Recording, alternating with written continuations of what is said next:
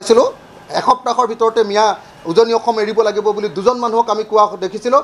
তেওঁলোকক আকৌ জাননীও দিছে আকৌ বিজেপিৰ মানুহে।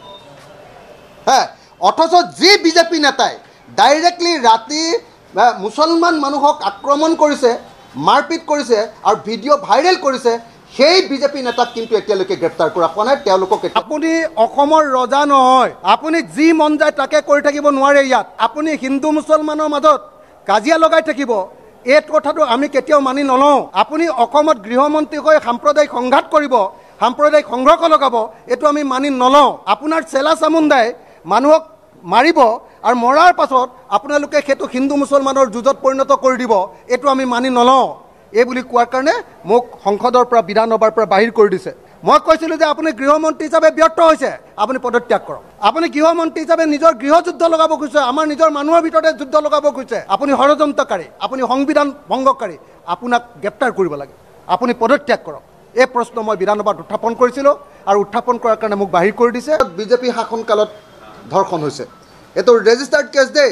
তাৰ উপৰিও নিশ্চয় বহুত আনৰেজিষ্টাৰ্ড কেছ আছে বা পুলিচ থানালৈ নহা নিশ্চয় কেছ আছে। সৰ্বানন্দ সোণোৱালৰ দিনত অৰ্থাৎ 2016 পৰা 2020লৈকে বছৰি গড়ে ধৰ্ষণ হোৱা গোচৰৰ সংখ্যা 2764.4 বেছি। হিমন্ত বিশ্ব শৰ্মাৰ দিনত 21 চন, 22 চন আৰু 23 চন গড়ে 1294টা। আৰু আটাইতকৈ ইণ্টাৰেষ্টিং কথাটো হ'ল যে 1294টা যেতিয়া গোচৰ ৰেজিষ্টাৰ্ড হৈছে, সেই সময়ত হিমন্ত বিশ্ব শৰ্মাই অসমৰ থানাসমূহত গোচৰ ৰেজিষ্টাৰ কৰিব নোৱাৰাৰ ব্যৱস্থা কৰিছে। SP আৰু DC সকলক মাতি নি, DGPক মাতি নি বাৰম্বাৰ মিটিং কৰি গোচৰ কোনোপধ্যে ৰেজিষ্টাৰ নকৰিবলৈ নিৰ্দেশ দিছিলে। প্ৰথমতে গোচৰবিলাক চাই লৈ নিৰ্বাচিত গোচৰহে ৰেজিষ্টাৰ কৰিবলৈ নিৰ্দেশ দিছিলে। নিৰ্বাচিত গোচৰ ৰেজিষ্টাৰ কৰিবলৈ নিৰ্দেশ দিয়াৰ পাছতো হিমন্ত বিশ্ব শৰ্মাৰ দিনত 1294টা এনেকুৱা ধৰণৰ গোচৰ এবছৰত, বছৰি 1294টাকৈ এনেকুৱা ধৰণৰ ধৰ্ষণৰ ঘটনা সংঘটিত হৈছে। এই উৎসবিলাক ক'ত ক'ত? মুখ্যমন্ত্ৰীয়ে নিজে দিছে এখন তালিকা, তাৰপিছত বিধানসভাত আমাক দিছিলে তথ্য, মই সোধা এটা প্ৰশ্নত, আৰু নেশ্যনেল ক্ৰাইম ব্যুৰ' ৰিপৰ্ট, এই আটাইবিলাক মিলি আমি এই তথ্যটো আপোনালোকৰ সন্মুখত তুলি ধৰিছোঁ। এতিয়া যি সময়ত বিজেপি চৰকাৰৰ দিনত সৰ্বানন্দ সোণোৱাল আৰু হিমন্ত বিশ্ব শৰ্মাৰ দিনত বিজেপি চৰকাৰৰ দিনত মুঠ ধৰ্ষণৰ ঘটনা সংঘটিত হৈছে 8টা বছৰত 17,704টা।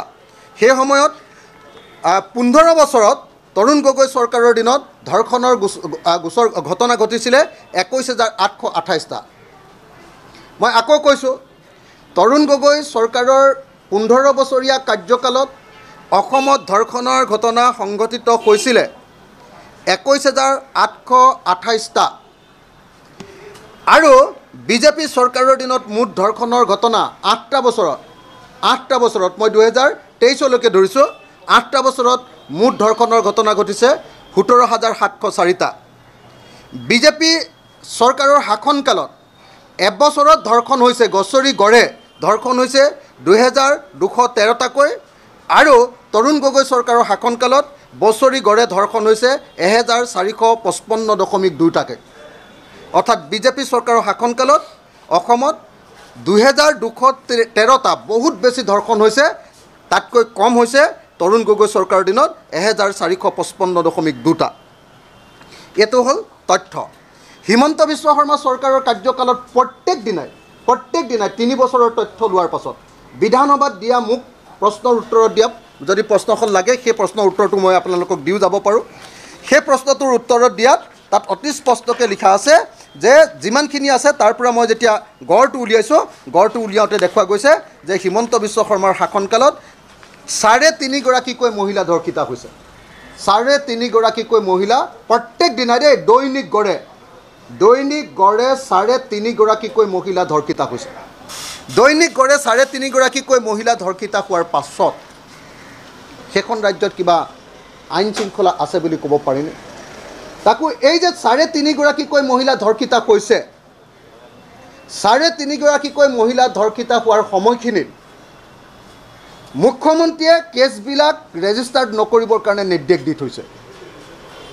মুখ্যমন্ত্ৰীয়ে SP বিলাকৰ সন্মিলন পাতি বাৰম্বাৰ নিৰ্দেশ দিছে যে কোনো পধ্যে কেছ গোচৰ ৰুজু কৰিব নালাগে, কাৰণ নেশ্যনেল ক্ৰাইম ব্যুৰোৰ ৰিপৰ্টত গোটেই ভাৰতবৰ্ষৰ ভিতৰত নাৰী নিৰ্যাতনত অসম সদায় 1 নম্বৰ হৈ আহিছে।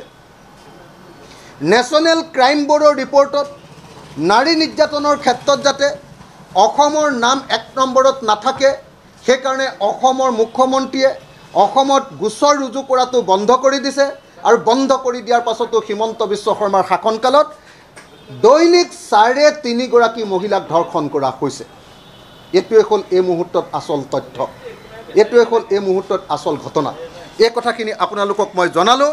সেইকাৰণে আজি আমি স্পষ্টকৈ ক'ব খুজিছোঁ যে অসম বিধানসভাত এই বিষয় লৈ আলোচনা হ'ব লাগে। আপোনালোকে দেখিছে যে আৰু এটা ঘটনা, এই ধৰ্ষণৰ ঘটনাক লৈ চৰকাৰে কেনেকৈ ৰাজনীতি কৰিছে নিশ্চয় দেখিছে। অসমৰ মুখ্যমন্ত্ৰীয়ে এই গোটেই ধৰ্ষণৰ ঘটনাটোক কেনেকৈ বেলেগ ফালে নিবলৈ চেষ্টা কৰিছে নিশ্চয় আপোনালোকে দেখিছে। আপোনালোকে নিশ্চয় এইকেইদিনত অসমৰ মুখ্যমন্ত্ৰীয়ে কৈছে যে অসমত 22টা, 2 মাহত 22টা এনেকুৱা ধৰণৰ ধৰ্ষণৰ ঘটনা ঘটিছে।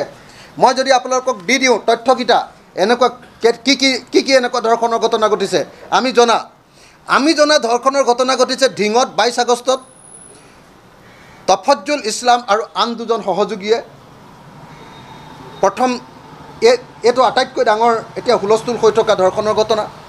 হোজাইত ঘটিছে আপোনাৰ আকৌ সেই একেই 22 আগষ্ট তাৰিখৰ দিনা ডিপুত ঘটিছে। পূজাৰী খনসিং ৰংহাঙে 22 আগষ্ট 2024 একেদিনাই যিদিনা ঢিঙত ঘটিছে মানে এই ধৰ্ষণৰ ঘটনা, সেই একেদিনাই আপোনালোকে দেখিছে ডিপুত ঘটিছে পূজাৰী খনসিং ৰংহাঙৰ। 24 আগষ্টত হোজাইত শিক্ষক বিশ্বজিৎ দাসৰ ধৰ্ষণৰ ঘটনা। 23 আগষ্টত বিহপুৰীয়াত বঙালমৰাত নিজাম আলীৰ ধৰ্ষণৰ ঘটনা। নিজাম আলী নামৰ অভিযুক্তজনে ধৰ্ষণ কৰা বুলি বাতৰি আহিছে। তিনিচুকীয়াৰ শ্ৰীপুৰীয়াত 5 বছৰীয়া কন্যা শিশুক 23 আগষ্ট তাৰিখৰ দিনা জোন হালৈ নামৰ এজনে ধৰ্ষণ কৰা বুলি বাতৰি আহিছে।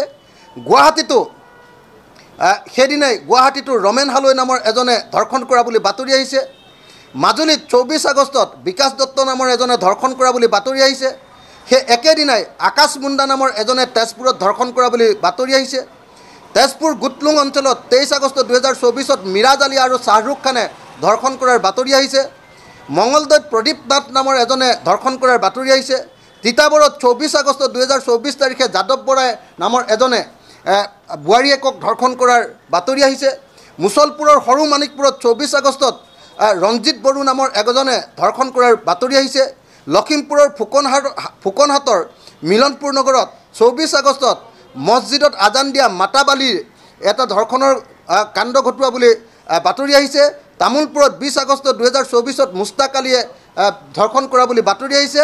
আৰু চিৰাঙৰ চিডলিত 20 আগষ্ট 2024 গাঁওৰক্ষী বাহিনীৰ সভাপতি জহিৰুদ্দিন দেৱানে ধৰ্ষণ কৰা বুলি বাতৰি আহিছে। দেখা গৈছে যে ধৰ্ষণৰ ঘটনা সকলো জাতি ধৰ্মৰ মানুহ জড়িত হৈ পৰিছে। অৰ্থাৎ অসমত এই মুহূৰ্তত নাৰী কোনো পধ্যে নিৰাপদ নহয়। এই মুহূৰ্তত নাৰীক নিৰাপত্তা দিবৰ কাৰণে, নাৰীক সুৰক্ষিত কৰিবৰ কাৰণে, কঠোৰ আইন আনিবৰ কাৰণে অসমৰ মানুহে যেতিয়া চিঞৰিছে, তেতিয়া অসমৰ মুখ্যমন্ত্ৰীয়ে কৈছে যে পুলিচৰ হাতত বন্দুক আছে, পুলিচৰ হাতত পিষ্টল আছে, কিয় কঠোৰ আইন লাগে, নতুন আইন কোনো দৰকাৰ নাই, পুলিচৰ হাতত বন্দুক আছে, অৰ্থাৎ এনকাউণ্টাৰ কৰিব বুলি কৈছে। যি সময়ত আমি সকলোৱে দাবী কৰিছোঁ যে আপোনাৰ ঢিঙত, কালি মই ঢিঙলৈ গৈছিলোঁ, ঢিঙৰ নিৰ্যাতিতাৰ ঘৰলৈ গৈছিলোঁ, আন্দোলনকাৰীসকলৰ লগত একেলগতে আন্দোলনত বহিছিলোঁ।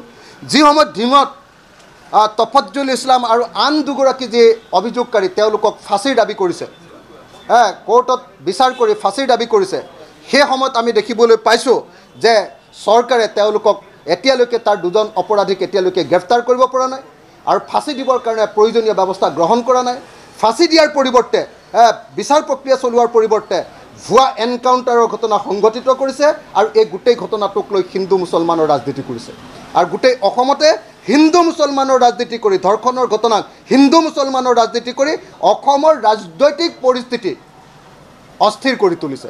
আৰু এই অস্থিৰ কৰা ঘটনাত সম্পূৰ্ণ বিজেপি জড়িত। আপোনালোকক মই ঘূৰি আহোঁতে তাৰ সম্পূৰ্ণ তথ্য ডকুমেণ্ট সহকাৰে বিজেপিয়ে কেনেকৈ অসমত অস্থিৰ কৰিবৰ কাৰণে হিন্দু মুছলমানৰ সংঘাত লগাইছে তাৰ ডকুমেণ্টাৰী এভিডেন্স মই আপোনালোকৰ হাতত প্ৰদান কৰিম।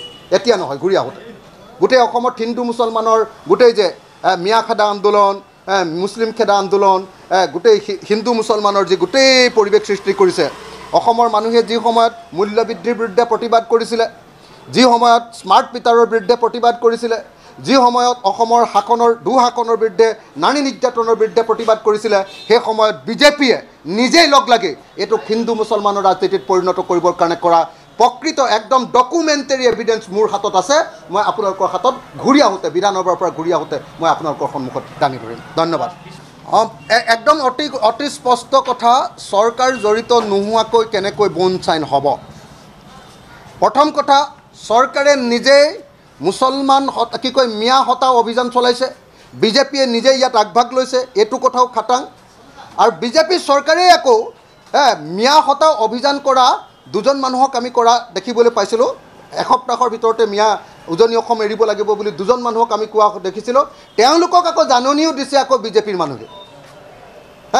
অথচ যি বিজেপি নেতাই ডাইৰেক্টলি ৰাতি মুছলমান মানুহক আক্ৰমণ কৰিছে, মাৰপিট কৰিছে আৰু ভিডিঅ' ভাইৰেল কৰিছে, সেই বিজেপি নেতাক কিন্তু এতিয়ালৈকে গ্ৰেপ্তাৰ কৰা হোৱা নাই, তেওঁলোকক এতিয়ালৈকে জাননী জাৰি কৰা হোৱা নাই।